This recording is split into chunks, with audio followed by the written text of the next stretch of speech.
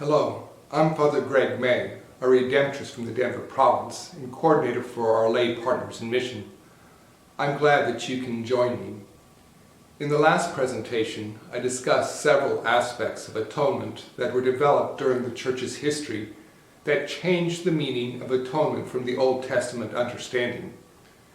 I hope that you can see the connection between Yahweh being the Redeemer, the Goel of the Hebrew people, and Jesus accepting the role of Goel in his restoration of the people to God.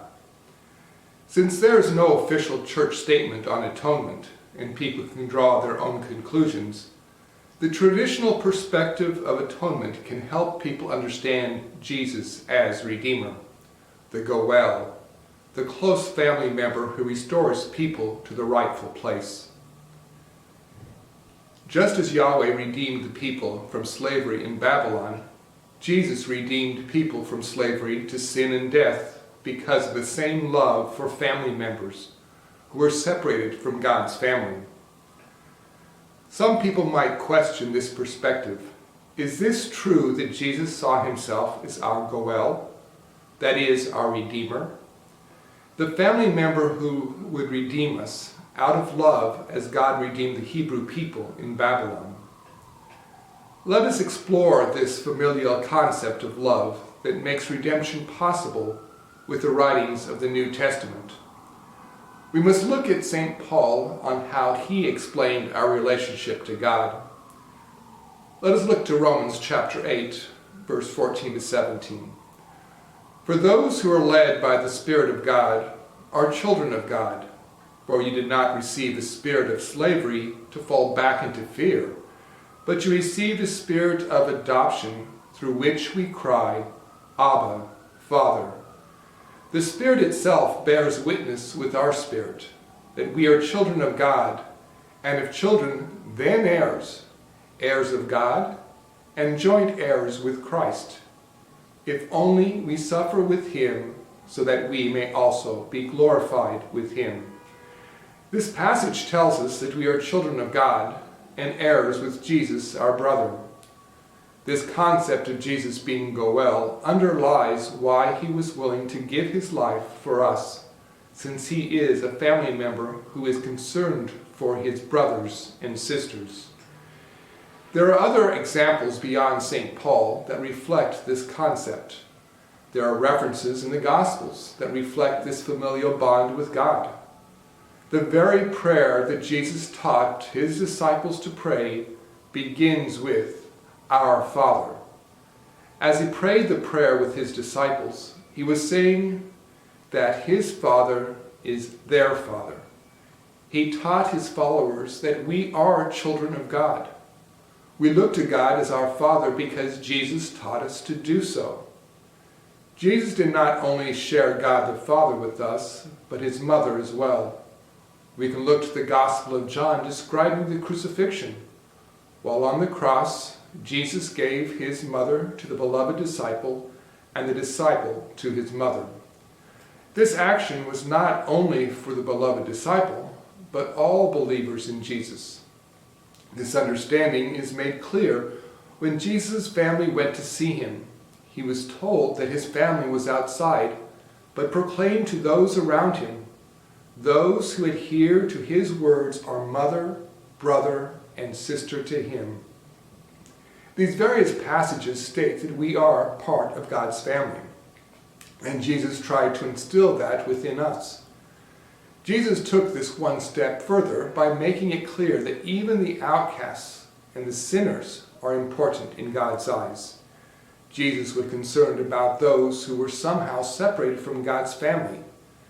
Jesus chose to teach and reach out to others and to help them understand what it means to be Goel and how we could imitate his action. To do this, Jesus wanted to teach the people the true motivation of every action of the Redeemer, the Goel. This motivation is to love as God loves. To better understand this motivation, it is appropriate to reflect on Jesus' most basic parable and teaching. Probably the best way of looking at this concept is to use the parable of the Good Samaritan. This parable can teach us so much about relationships and being a part of God's family. The parable is found in the Gospel of Luke, and there are many insights about our relationship to God and others by the way we love. Even though we've heard it many times, I'm going to read this parable so we can reflect on it together. However, before we do that, I need to give you a little background of the history between the Jews and Samaritans. You probably never heard of this explanation, but it will help you understand the wisdom of Jesus' message. He told this parable because a lawyer asked a question, "Who is my neighbor?" Jesus chose a story about a Samaritan and Jews, and we know that the Samaritans and Jews did not get along in the time of Jesus. But do you know why they hated each other? I'll tell you why. We have to go back to the early tradition and realize that when Israel was united under King David, they were one people with various tribes. The United Kingdom did not last long. When his son Solomon died, the kingdom was split between north and south. The southern tribes included the capital of Jerusalem and the territory of Judea. The northern tribes, their own king, but it was not until King Omri built the capital of Samaria that the tribes were identified with their capital. The northern tribes were destroyed by Assyria, and later Jerusalem was captured and destroyed by Babylon. However, under the Persian Emperor Cyrus the Great and his successor Darius the Great, the Hebrew people were able to return to their lands. The northern territory was governed by the city of Samaria, while the southern portion was governed by the city of Jerusalem. Darius the Great allowed the Hebrew people to have one temple to worship Yahweh and built the temple in Jerusalem. This particular relationship between the Hebrew people in Samaria and Judea was maintained during the Persian Empire and lasted for over 200 years. However, when the Persian Empire fell to Alexander the Great, the two territories split. The Jews controlled Jerusalem and made it impossible for the Samaritans to go and worship there at that temple. The Samaritans' response was to build their own temple at Shechem, which created two places for Hebrew people to worship Yahweh. People would either go to Shechem or to Jerusalem to worship God. After the death of Alexander the Great, his generals divided up the territory, and the Samaritans and Jews were under Greek rule. When Antiochus IV tried to force the Jews to worship the Greek gods, the priestly clan of the Maccabees led a revolt against the Greek rule. This family was ultimately successful in gaining independence, which began the rule of the Hasmonean dynasty. They not only controlled Judea, but Samaria as well. The Jewish people and the priestly kings chose to destroy the temple in Shechem and get rid of the competition. It is understandable from this action why the Samaritans would hate the Jews for destroying their way of worshiping Yahweh. The Jews also had animosity toward the Samaritans in the time of Jesus because of their location. The territory of Galilee was settled by the Jews with the conquest of the Hasmonean dynasty. By looking at this map, you will see that the territory of Galilee is north of Judea, where Jesus lived, and Samaria is between these two Jewish strongholds. There were three special occasions each year when the Galileans would make a pilgrimage to Jerusalem. The shortest route was to go through the land of the Samaritans.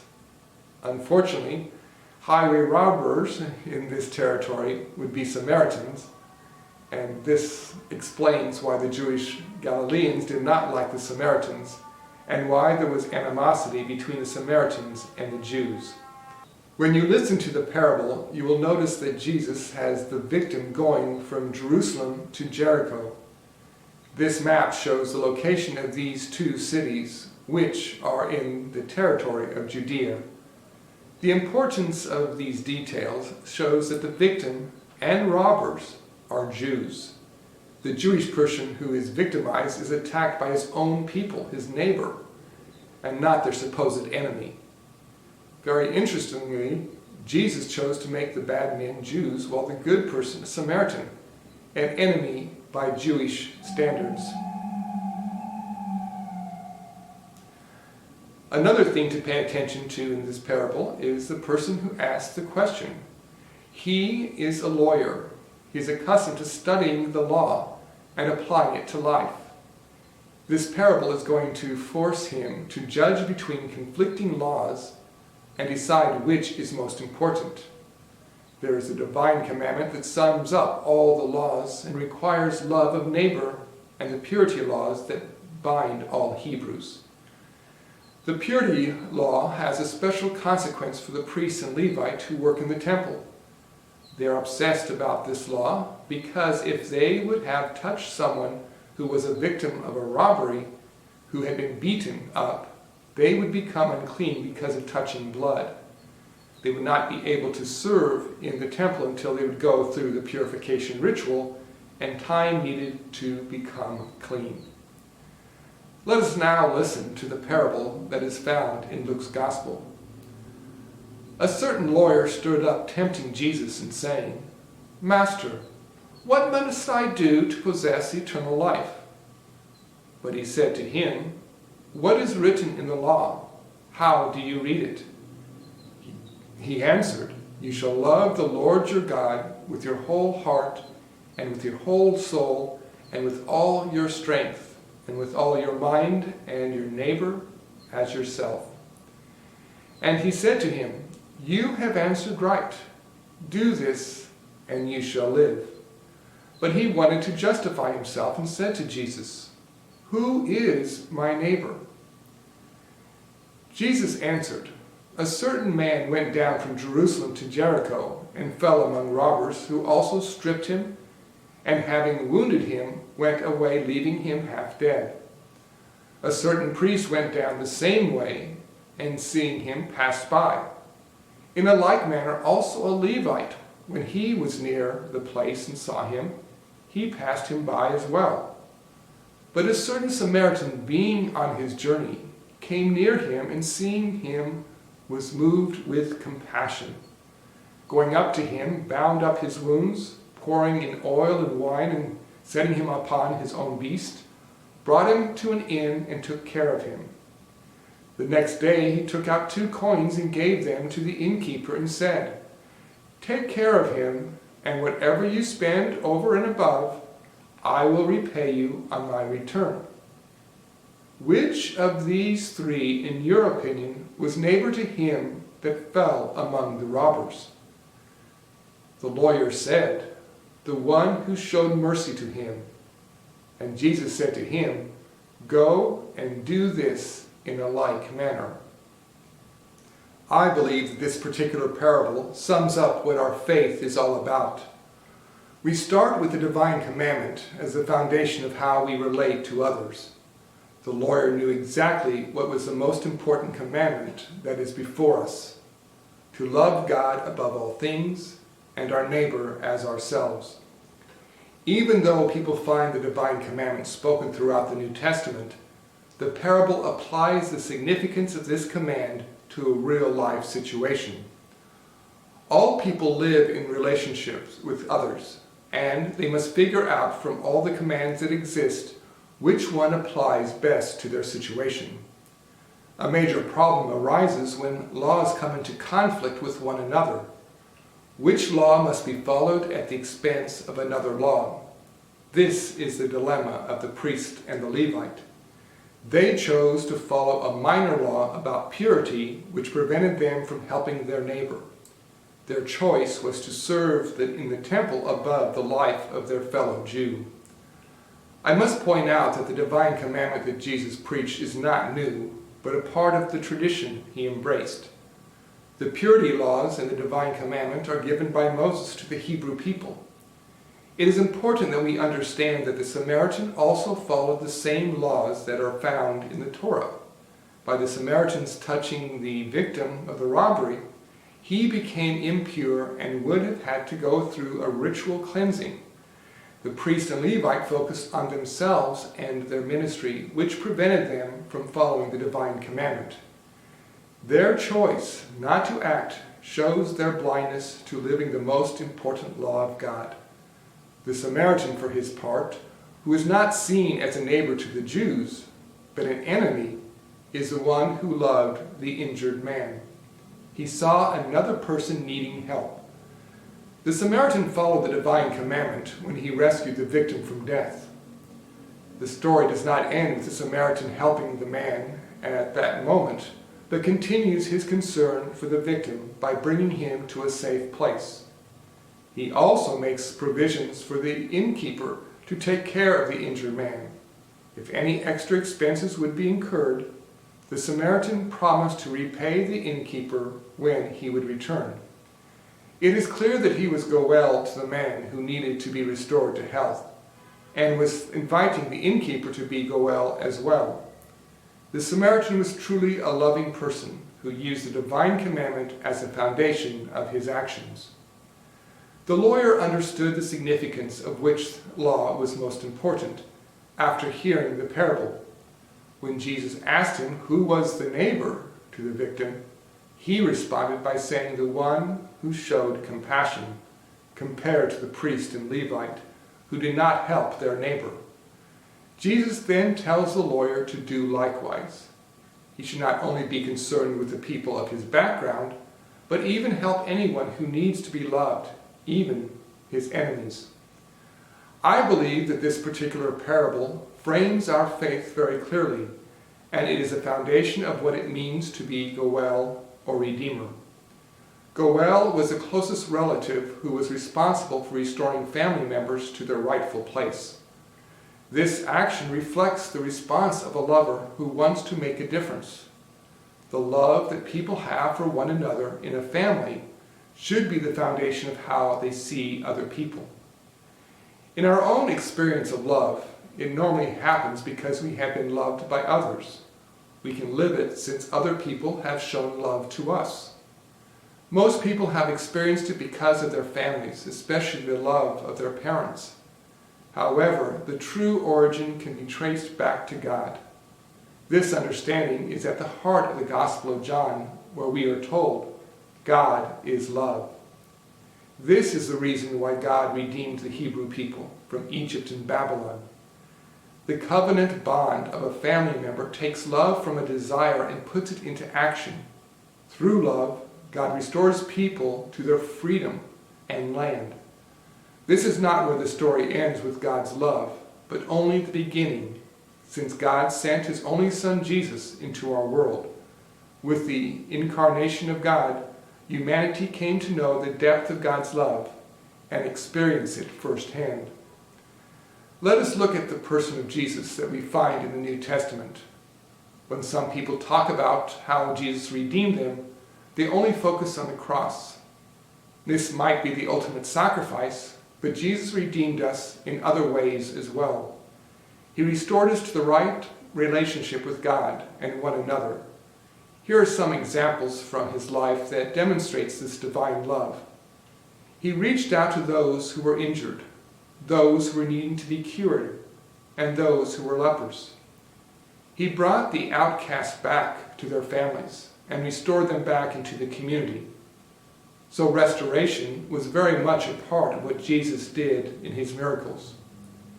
More importantly, we also must look at his teachings. He tried to help people understand God's love and the way it can be put into action. This teaching style was done through parables, which often challenged old ways of thinking. He taught them the Beatitudes, the virtues of leading a good life. He instructed them on ways to get closer to God and living the commands of God. Jesus taught them how to pray and shared with them the words that focus on family bonds with God. Sometimes his teachings were harsh, especially toward those like the Sadducees and Pharisees, who were preventing the sinners from changing their lives. Jesus taught people how to be compassionate and loving to those around them. Forgiveness was a message of his prayer, especially if people wanted to be forgiven by God. They are called to forgive those who have wronged them. Jesus was not only a man of words, but also of putting those words into action. The other aspects of his actions was to help people realize that even if they strayed, God was still looking for them and calling them back. He was allowing people to go beyond their past so they could have new beginnings. Jesus showed his love by his forgiveness, by his teachings, by his miracles. Everything that he did was to go well.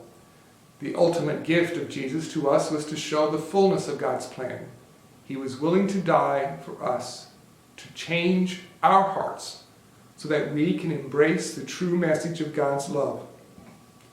When we look at all these details, it is clear that Jesus was trying to form God's family here on earth. So his death on the cross was a final declaration of the importance of how God was calling us all to be a part of this family. So not only did God the Father be the sign to us of go well, but he called his Son to show us firsthand as the Messiah what that love truly meant. Jesus was not only the Messiah, but he's also our Redeemer, a true expression of the depth of God's love. This love can never be destroyed. Neither sin nor death can conquer it. Through the resurrection, humanity came to experience the reality of eternal life with God. For those who embrace divine love will always be with God. This is the answer to the question that the lawyer asked Jesus. Master, what must I do to possess eternal life? To love as God has loved us. The question can be asked, what does it mean to love as God loves us? To answer this question, we need to turn to another parable. We most likely know the story of the prodigal son, but it's important to realize that this story has a lot to tell us about who God is and the meaning of God's love, demonstrated in Jesus' teaching. Now the tax collectors and sinners drew near to Jesus to hear him. The Pharisees and the scribes murmured, saying, "This man receives sinners and eats with them."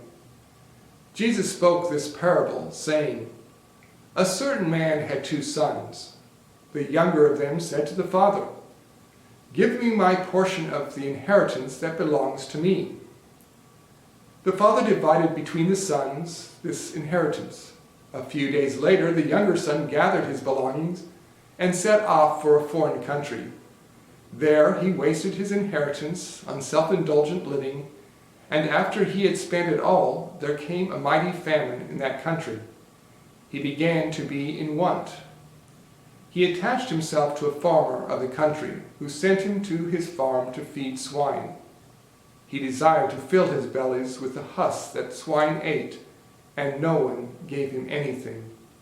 Returning to his senses, he said, 'How many hired servants in my father's house have bread to eat, and I am starving?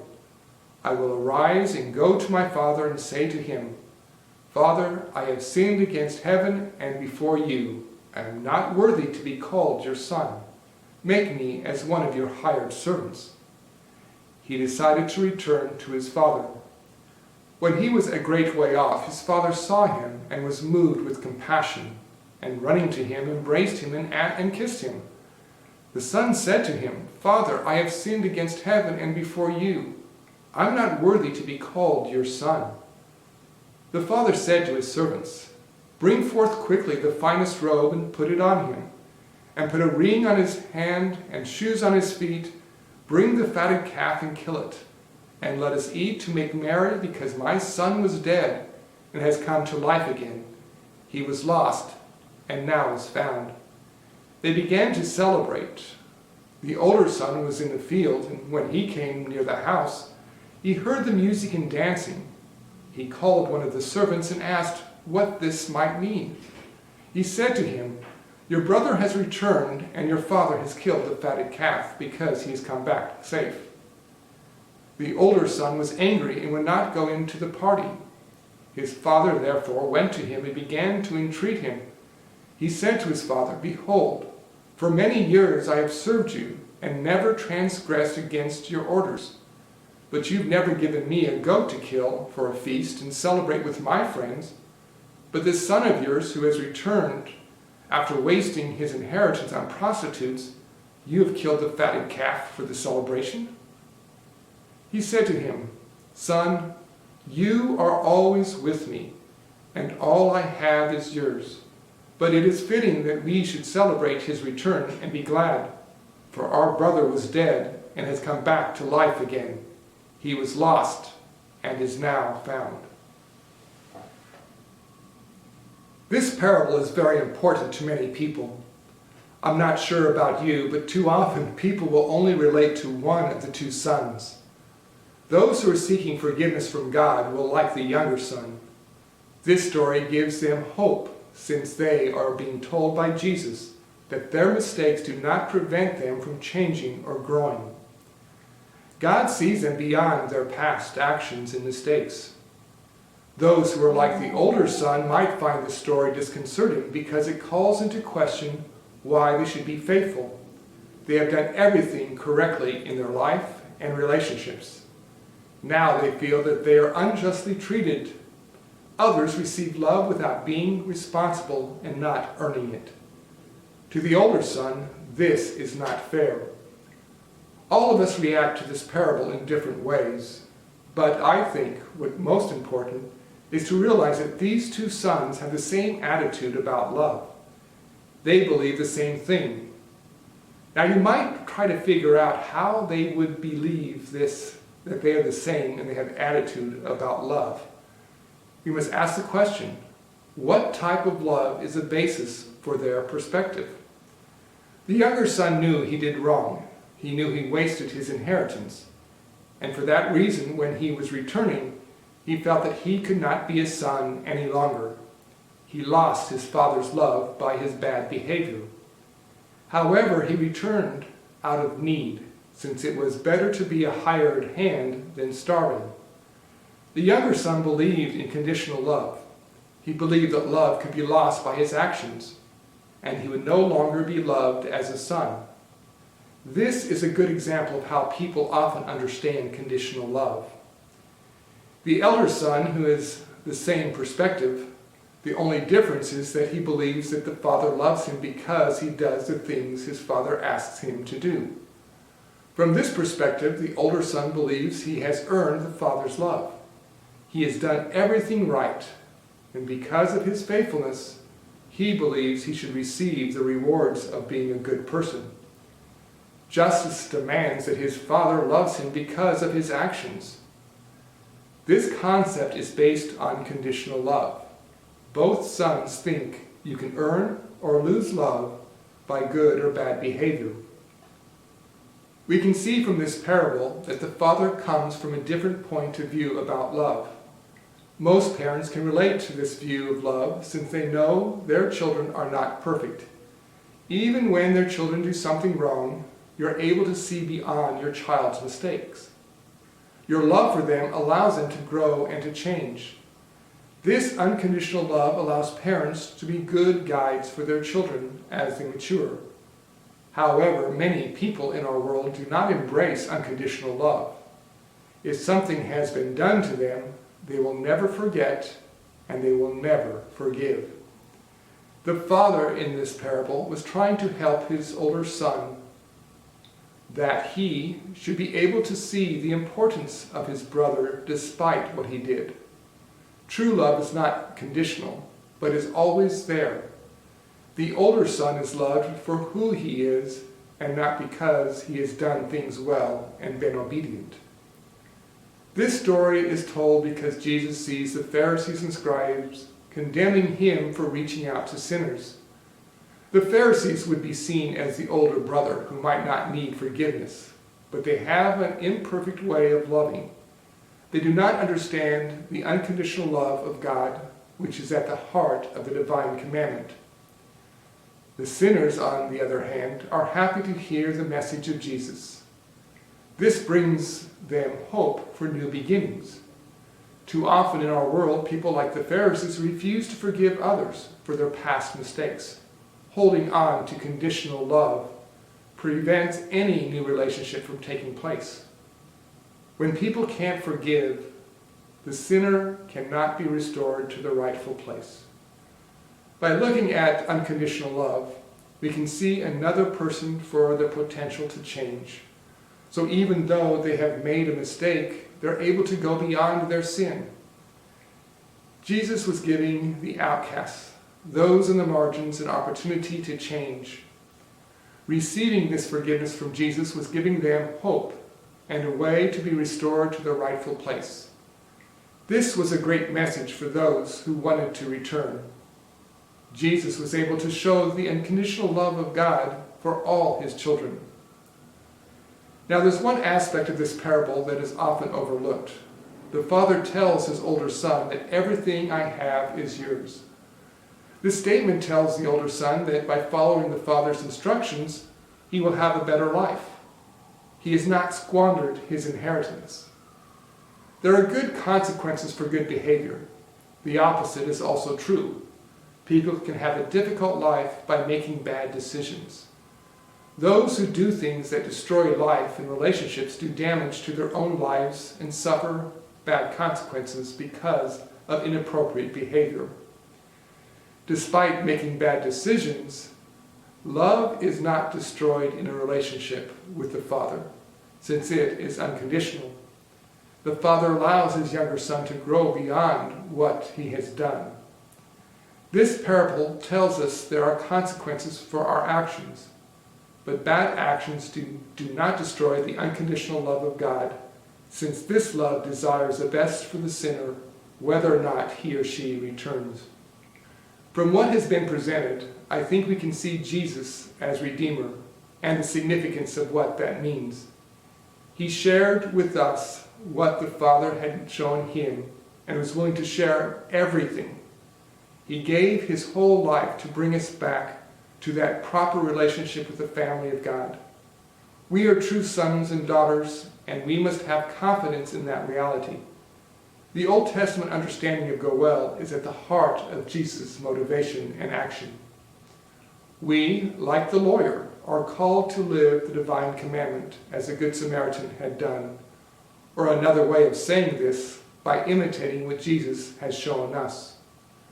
We should be go well for those who need to be restored, to invite people back to the family of God, because that is what Christ has done for us. This is what we are called to do for one another, since we are a part of the family of God. Our next gathering is going to focus on living the spirituality of Jesus the Redeemer. We will look at examples of how Jesus applied this understanding to his preaching and ministry, and then show how the Redemptorists are a living example of this today. Here are a couple questions that you can reflect on before watching the next presentation on proclaiming plentiful redemption. What aspects of Jesus' preaching are important to you and inspire you in living your faith? In what ways have you taken the message and lived it in your life? I hope these questions are helpful in your preparation for our next gathering. If you are involved in a group discussion, I hope everything is going well with your time and reflection. For those who are not a part of a group discussion but want this contact, you can form your own group or discuss or participate in a virtual group. We do have other printed materials to help you with this reflection. Either way, please contact us at the following email address if you are interested in this document. So it's pim1@redemptorist-denver.org. May God bless you and help you live your faith daily.